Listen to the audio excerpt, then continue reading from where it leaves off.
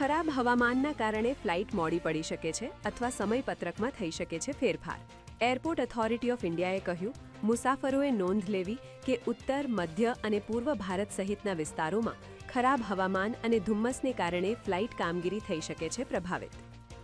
વિદેશ મંત્રી એસ જયશંકરે પેરિસમાં રાષ્ટ્રપતિ મેક્રોન સાથે કરી મુલાકાત, પીએમ મોદીનો સંદેશ પાઠવ્યો, વ્યૂહાત્મક ભાગીદારી પર કરી ચર્ચા. અમેરિકાનું સૈન્ય બજેટ વધારીને $1.5 લાખ કરોડ કરવા ટ્રમ્પનો પ્રસ્તાવ. પોતાના social media platform truth social પર આ નિર્ણયની જાહેરાત કરતા ટ્રમ્પે કહ્યું કે યુદ્ધકાળમાં અમેરિકન ઇતિહાસનું આ સૌથી મોટું સંરક્ષણ બજેટ. આ બજેટ ભારતના અર્થતંત્રના 36% જેટલું.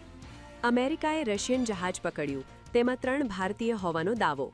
વેનેઝુએલા તેલ ખરીદવા જઈ રહ્યું હતું જહાજ. રશિયાએ આ કાર્યવાહીનો સખત વિરોધ કર્યો. રશિયન સાંસદે પરમાણુ હુમલાની આપી ધમકી. ઈરાનમાં મોંઘવારી અને ગગડતા ચલણને લઈને ઓછામાં ઓછા 50 શહેરોમાં મોટા પાયે વિરોધ પ્રદર્શન. હોબાળા બાદ ઇન્ટરનેટ અને ટેલિફોન સેવાઓ બંધ. રસ્તાઓ પર હજારો પ્રદર્શનકારીઓ. અત્યાર સુધી આ હિંસક પ્રદર્શનોમાં 40થી વધુ લોકોના મોત.